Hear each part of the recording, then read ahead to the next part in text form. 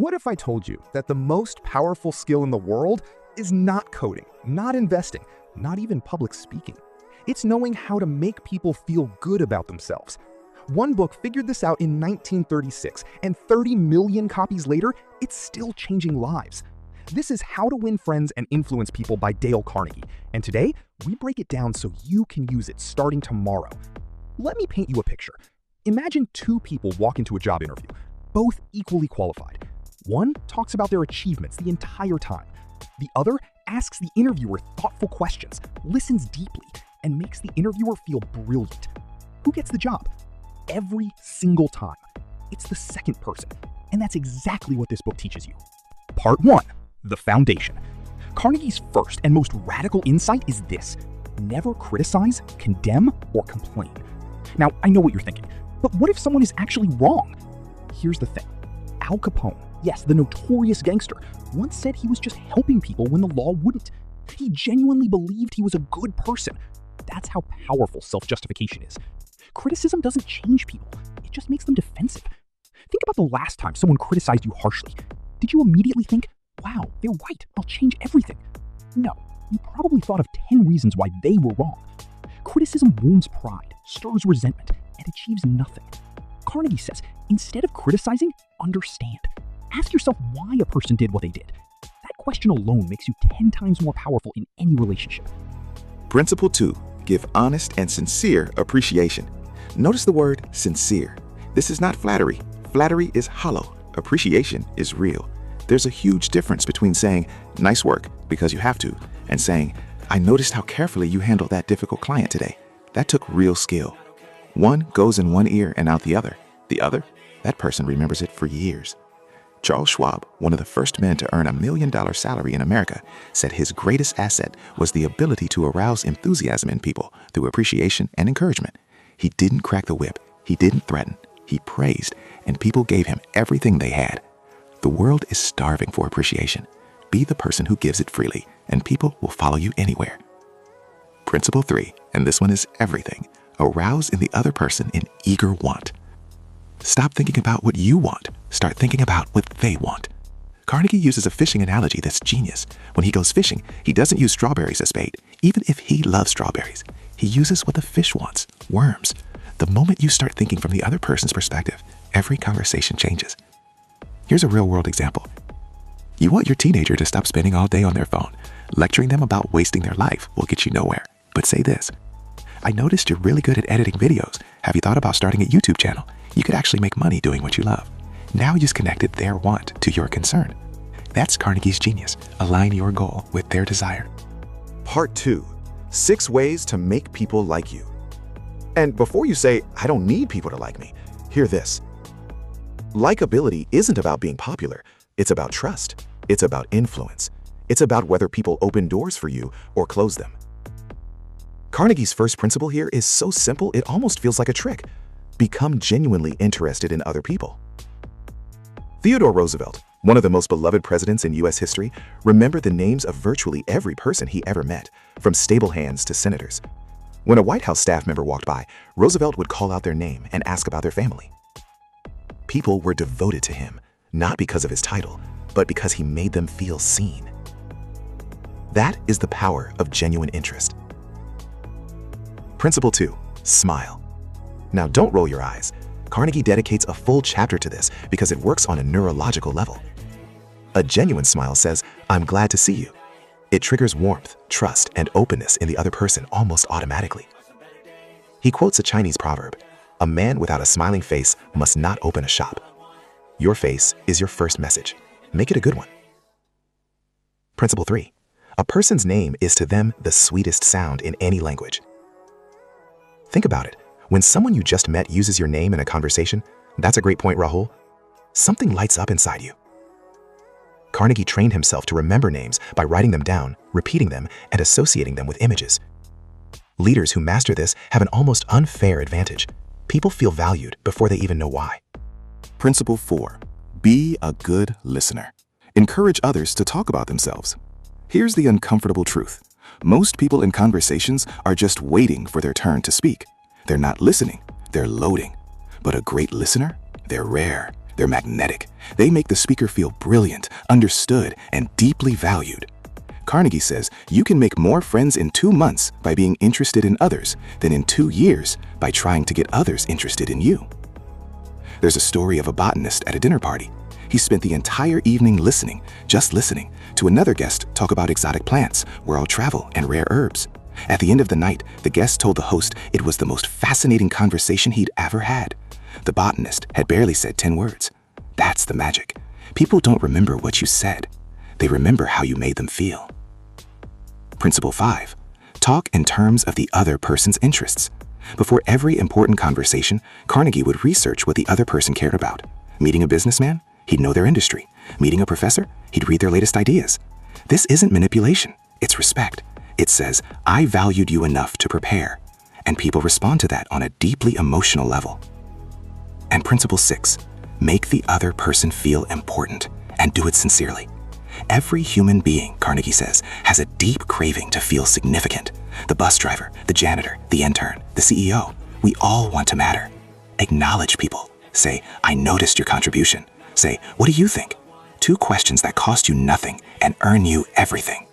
And if this video is hitting home so far, do me a favor and smash that like button and subscribe, because we're just getting to the good stuff. Part 3. How to win people to your way of thinking. This is where Carnegie gets strategic. And his very first principle here will shock you. Avoid arguments. Not because conflict is bad, but because you literally cannot win an argument. Even if you destroy someone's logic, you've wounded their pride. And a man convinced against his will is of the same opinion still. You win the argument, you lose the person. Lincoln once said, no man who is resolved to make the most of himself can spare time for personal contention. Carnegie tells a story of a truck driver who cut off a man and screamed insults. The man could have screamed back. Instead, he waved and smiled. The trucker was disarmed completely because there was nothing to fight against. You diffuse conflict, not by matching energy, but by withdrawing it. Principle 2 in this section, show respect for the other person's opinions. Never say, you're wrong. Those 2 words are a declaration of war. Instead say, that's interesting. I hadn't considered that perspective. Help me understand your thinking. You haven't agreed, you haven't backed down, but you've opened a door instead of slamming one. Smart people argue. Wise people explore. Principle 3, if you are wrong, admit it quickly and emphatically. This one sounds counterintuitive, but Carnegie discovered that when you say, I was completely wrong about that, before someone else points it out, they immediately soften, they stop attacking, they even defend you. It's psychological judo. By admitting fault first, you remove the other person's ammunition and gain their respect in one move. Principle 4. Begin in a friendly way. Before you have any difficult conversation, warm up the room. A cold conversation is like a cold engine. It sputters. Carnegie references a steel strike story where a man walked into a room full of furious workers ready to riot. He began by talking about their families, their struggles, their dignity. By the time he brought up the company's position, they were listening. Not because he tricked them, because he humanized himself first. Principle 5. Get the other person saying yes, yes, immediately. This is powerful. When someone says yes, even to small things, you want what's best for your family, right? You care about doing quality work, right? They physically and psychologically align with agreement. Each yes builds momentum. By the time you reach your main point, their whole body is primed to agree. Carnegie called this the Socratic method. It still works today. Principle 6. Let the other person do a great deal of the talking. When people speak, they think. When they hear themselves talk through a problem, they often solve it themselves. A great salesperson doesn't pitch. They ask questions and listen as the customer talks themselves into buying. A great leader doesn't lecture. They ask, what do you think we should do? And watch the team take ownership. Silence is your most underrated tool. Principle 7. Let the other person feel that the idea is theirs. This is where Carnegie gets brilliant. He says if you want someone to act on an idea, plant it. Drop hints. Ask questions that lead them there, then stand back. When they arrive at the idea themselves, they will champion it with 10 times the energy. Nobody fights for someone else's idea. Everyone fights for their own. Principle 8. Try honestly to see things from the other person's point of view. Carnegie says this is the single most important skill in human relations. Not sympathy, that's feeling sorry for someone. Empathy, that's standing inside their reality. When you truly understand why someone believes what they believe, you become infinitely more persuasive because you can speak their language. You can address their actual fears and desires, not the ones you assumed. Principle 9. Be sympathetic with the other person's ideas and desires. Carnegie suggests a magic phrase. I don't blame you for feeling that way. If I were you, I would feel exactly the same. Try it, even if you completely disagree. That phrase alone disarms 90% of hostility. Because you're not validating their position, you're validating their humanity. And once a person feels understood, they become open. Principle 10. Appeal to the nobler motives. People have two reasons for everything they do: the real reason and the one that sounds good. Carnegie says, appeal to the noble reason. Don't say, pay me because you owe me. Say, I know a person of your integrity would want to make this right. You're not being naive. You're leveraging their self-image. People live up to how they're seen. Principle 11. Dramatize your ideas. The truth alone isn't enough in a noisy world. You have to make it vivid. A life insurance agent who shows you a chart of statistics won't move you. But one who says, if you die tomorrow, your daughter's college dreams would end overnight, that hits. Carnegie says, we live in a world of drama and showmanship. If your idea is great, present it greatly. Principle 12. Throw down a challenge. The one thing that works when nothing else does. Carnegie says human beings have a deep desire to excel, to prove themselves, to win. So when you want someone to do something, make it a challenge. Not a threat, a challenge. I'm not sure if this is too difficult for someone at your level. Watch what happens. The fire ignites. Part 4. Be a leader. This is where Carnegie shifts from personal relationships to the art of leading people, and his first principle will change how you give feedback forever. If you must criticize, begin with sincere praise. Think of it like a dentist injecting Novocaine before drilling. The work still gets done, but the pain is buffered. You don't start with, you made a huge mistake. You start with what they got right. Here's a real example. Mary Kay Ash, the legendary cosmetics entrepreneur, built a billion-dollar company on this principle. She trained every manager to find something, anything, to genuinely compliment before coaching someone. The result? Salespeople who felt inspired instead of crushed. Loyalty that money can't buy. Carnegie knew this decades before corporate culture caught up. Principle 2 for leaders. Call attention to mistakes indirectly.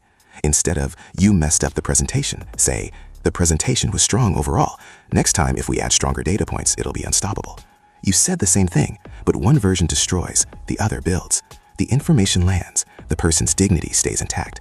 And dignity, Carnegie says, is what makes people want to improve. Principle 3. Talk about your own mistakes before criticizing the other person. This is disarming leadership. When a manager says, I made this exact mistake in my early career, here's what I learned, the employee doesn't feel attacked, they feel mentored. Carnegie says a leader who admits imperfection earns more authority, not less. Vulnerability isn't weakness, it's the ultimate trust signal. Principle 4. Ask questions instead of giving direct orders. The difference between do this by Friday and do you think we could get this done by Friday is enormous. One is compliance, the other is ownership. When you ask instead of command, people bring their creativity, their problem solving, their pride. Orders create robots, questions create partners, and partners outperform robots every time. Principle 5. Let the other person save face. Carnegie dedicates special emphasis here. Even when you know someone is wrong, even when you must correct them, doing it publicly is a leadership crime. The great French writer Antoine de Saint-Exupéry said, I have no right to say or do anything that diminishes a man in his own eyes. What matters is not what I think of him, but what he thinks of himself. Protect their dignity, always. Principle 6. Praise every improvement, even tiny ones. B.F. Skinner, the great behavioral psychologist, proved with animals and humans alike that rewarding improvement, not just perfection, produces faster growth. Carnegie says, tell a child, a worker, a partner that they are doing something right and watch them race to live up to it. You don't need to wait for mastery. Celebrate the progress. That's what keeps people going. Principle 7. Give the other person a fine reputation to live up to. This is almost magical. If you want someone to be trustworthy, tell them they're one of the most trustworthy people you know. If you want someone to be brave, tell them you've always admired their courage. Most people will unconsciously reshape themselves to match how they are genuinely perceived by someone they respect. You're not lying, you're leading them into their best self. Principle 8. Make the fault seem easy to correct. When a music teacher says, you're basically there, just clean up this one note, the student practices all night. When a teacher says, you're hopeless at this section, the student gives up. The information is the same. The framing is everything. Carnegie says a great leader makes the mountain look like a hill, not to deceive, but to give people the courage to climb. And principle 9, the final one. Make the other person happy about doing what you suggest. Carnegie tells a story of a general who needed soldiers to volunteer for a dangerous mission. He didn't order them. He made the mission sound like the highest honor possible, something only the best could do. Every soldier raised their hand. Because they weren't doing a chore, they were living a purpose. Frame your requests as opportunities, not obligations, and people will run toward them. So let's bring it all together. Dale Carnegie wrote this book in 1936, before smartphones, before social media, before remote work and AI. And yet, every single principle he laid out is more relevant today, not less. Because technology changes, human nature doesn't. We still want to feel important, to be heard, to be appreciated, to be challenged, to be led with dignity. Here's your action plan for this week. Day 1, give one genuine, specific compliment to someone who rarely hears it. Day 2, in your next conversation, listen more than you speak. Day 3, the next time you feel like criticizing someone, pause and ask why they did what they did instead. 3 days, 3 practices, tiny shifts that compound into a completely different version of you. Carnegie ends his book with a reminder that is worth writing on your wall. You can make more friends in 2 months by becoming interested in other people than you can in 2 years by trying to get other people interested in you. Read that again. The entire book is contained in that one sentence. Stop performing. Start connecting. Stop broadcasting. Start listening. The world rewards the people who make others feel alive. If this video gave you even one insight you'll use tomorrow, this is your sign to like this video and subscribe to the channel. We break down the world's most powerful books into practical tools you can use, not just feel inspired by for 24 hours. Hit the subscribe button right now and join a community of people committed to growing every single day. The next book we break down might change your life too. The most successful people in history weren't always the smartest. They weren't always the richest. They weren't even the hardest workers. They were the ones who understood people, who made others feel valued, seen, and inspired. That's the real secret. Not a life hack, not a shortcut, just a deeper, warmer, wiser way of being human. Go be that person, starting today.